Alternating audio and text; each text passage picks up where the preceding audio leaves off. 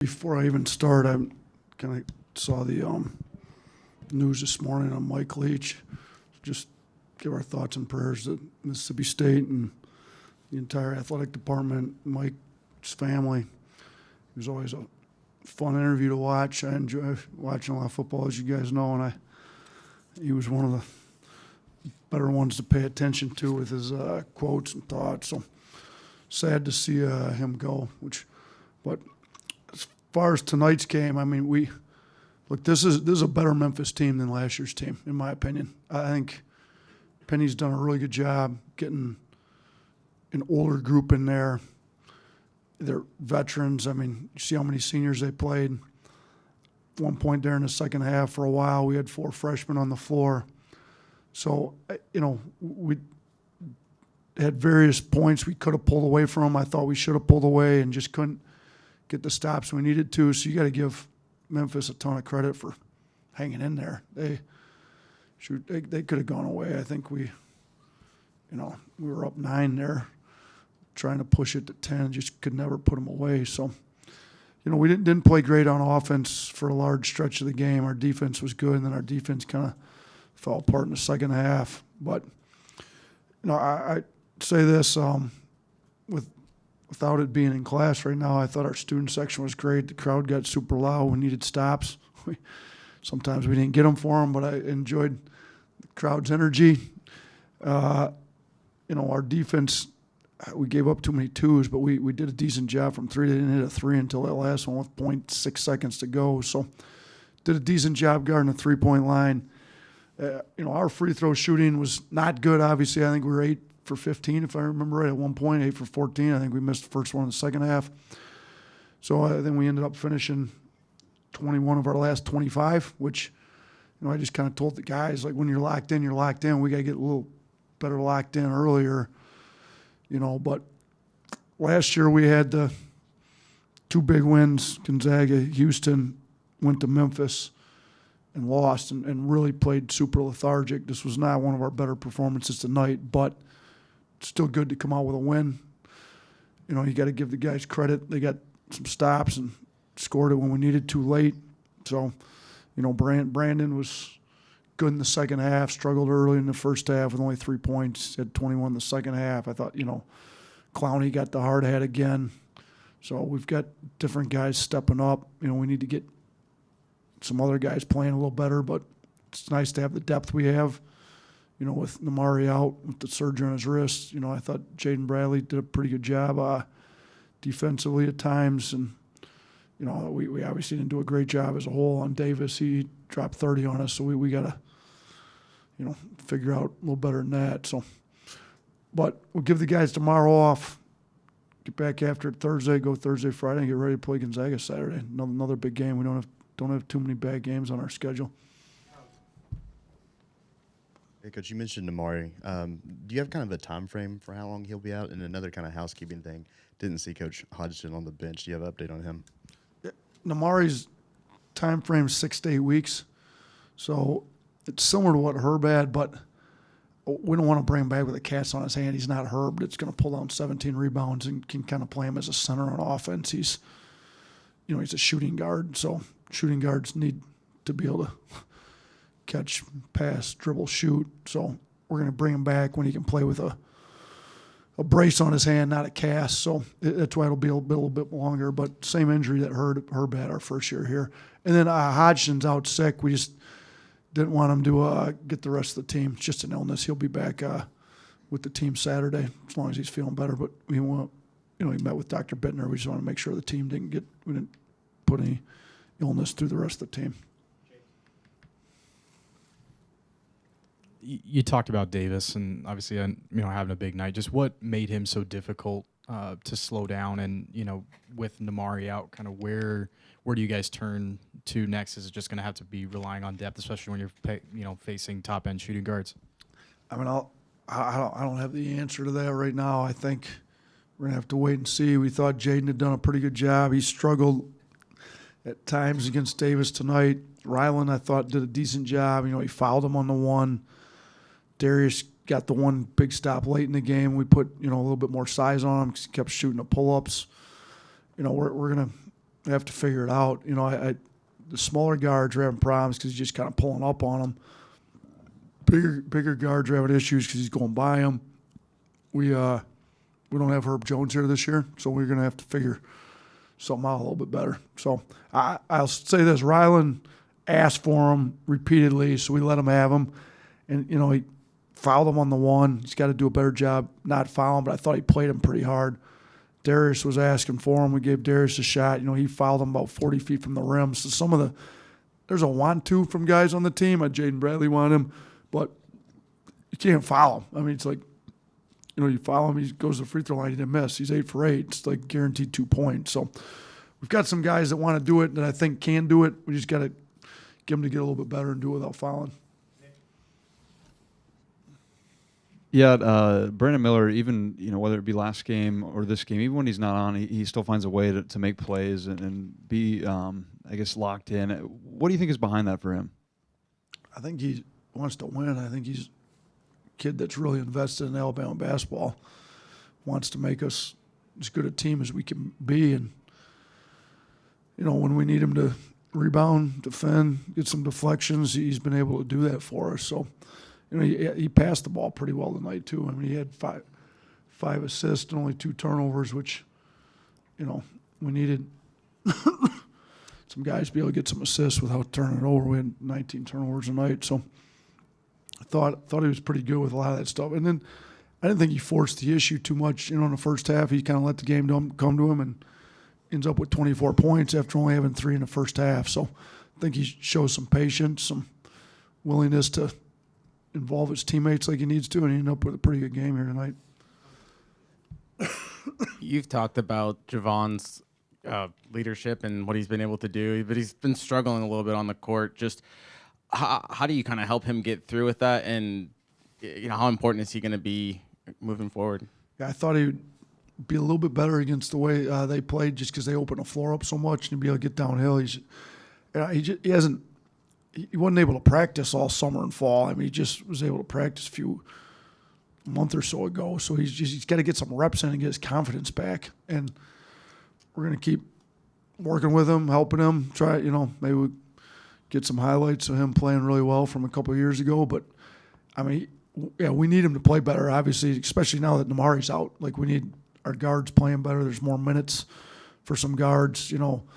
We put Jaden Bradley in the starting lineup, so now it's not him and Jaden both on the bench. He's in there, so now JQ's that first guard off the bench. I was trying to get him. He actually ended up playing more minutes than Jaden did as a starter. But yeah, I agree. He struggled a little bit. He knows he's struggling. We got to get him going. So yeah. Trying too hard, do you think sometimes? Is there like a moment like where he almost wants it too much? Maybe on offense, you know, maybe he's pressing a little bit, but me and him had a good talk this afternoon. He knows we've got maybe the most talented offensive team around him that he's ever played with. He made the statement to me, so he knows he's got shooters, and you know, he can get. He doesn't. From what I've heard from him, I don't think he feels the pressure like he did last year. So I think he's just got to get his confidence back. He's got to need him to have one really good game here and get him rolling again. Coach, when the rankings came in earlier this week, when you guys have a top 5 on your name, do you see, and we covered with the football team, they say you get your best bet every time with the team that plays you. You got Gonzaga coming up.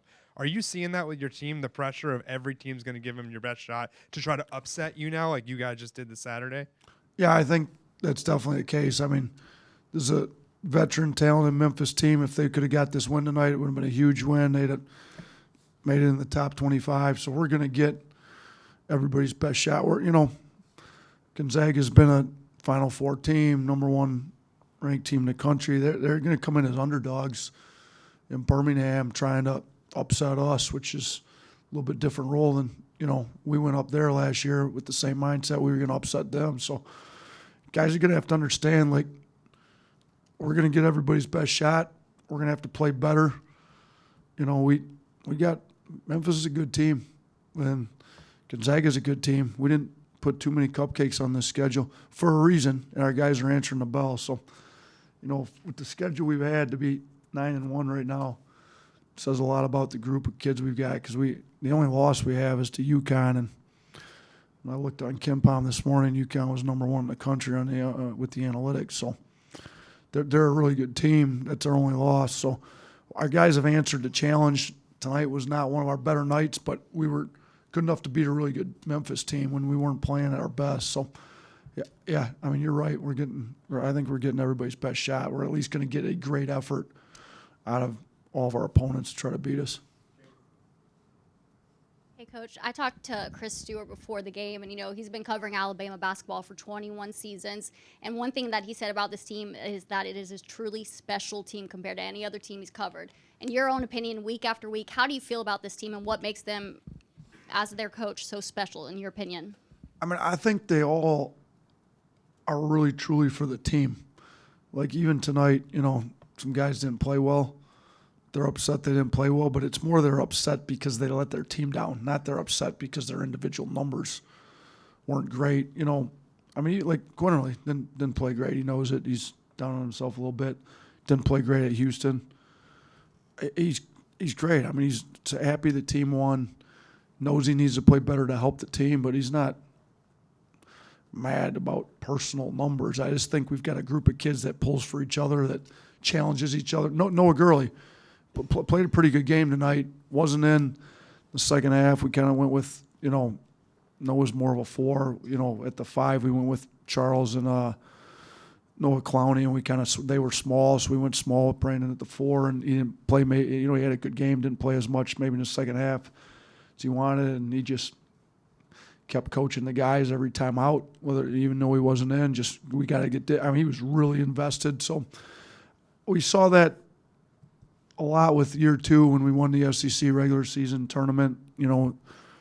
Alex Reese, Herb Jones, just keep them in, coach. They're playing great. Like we got a lot of that going on this team. So, and we're deep, and we got some talent, and we've got a good mix of veteran guys, freshmen. So, and the guys get along. I think they like each other as far as I can tell, which is it's a good thing. They want each other to do well. You kind of touched on it earlier, but Darius Miles has played the most he's played all season. Just what did you see from him today? And do you think he's one of the players that would be directly affected minutes-wise with Namari's injury? We got a lot of guys that are going to get a chance to play more minutes with Namari out. Darius, one of them. I think Darius has kind of stayed locked in. He's got some length, athleticism. We needed somebody a little longer to guard. He was asking for him. I thought he played pretty well. He came in and hit the 1-3. He goes 1 of 2. He's 2 of 2 at the line. I thought, 5 rebounds in 13 and a half minutes. He played hard, got some stops, and he's a veteran guy that's been in some big games and made some big plays for us in the past. So, hopefully, we can get him to practice well and get some confidence up that, we need everybody to take care of the ball. He's not the only one struggling with turnovers, but he's got some stuff that we can use, So he'd be one. Obviously, Jaden Bradley started. Quinterly, Rylan Griffin. I think there's a lot of guys that could take those 20 minutes or so that Namari was playing. Yeah, Coach, from day one, you guys have made a commitment to schedule as tough as you can. And so as you go through the middle of this stretch, what do you, first off, as a coach, learn most from these games, win or loss? And then what do you think that the players take away the most from these games in this stretch?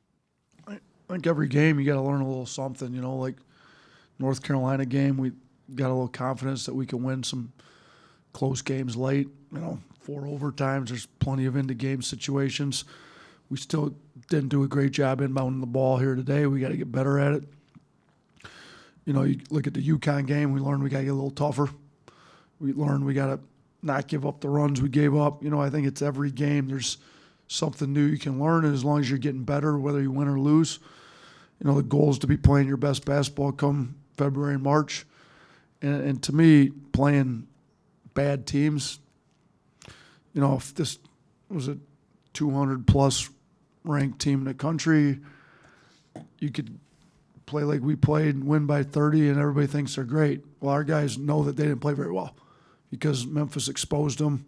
We got a lot of stuff we got to get better at before we play Gonzaga, and I think they're all locked into getting better. So I think when you play tough teams, you learn your strengths and weaknesses a lot quicker, and you can start to fix your weaknesses a lot quicker. So, and now you got to get some confidence too. I don't think it'd be smart to schedule all 13 non-conference games like, Memphis, Gonzaga, Houston. Like, you need to have some games where some guys can build some confidence, and we've got, a few of those on the schedule. But I don't think it's smart to schedule 10 or 11 of those. I think you got to play some tough teams. And here's the thing too: like last year, we're not a 6 seed in the NCAA tournament if we don't beat Houston, Gonzaga, Baylor. Well, you can't beat them if you don't put them on a schedule. So, like, the wins this year, like, we've got some really good wins. Well, if you're scheduling scared and just want to schedule a bunch of wins, you're not going to put those games on the schedule. You can't win them if you don't play them. So, we're going to play them. We're working on next year's schedule. It's going to be just as tough as this year's schedule. Thanks.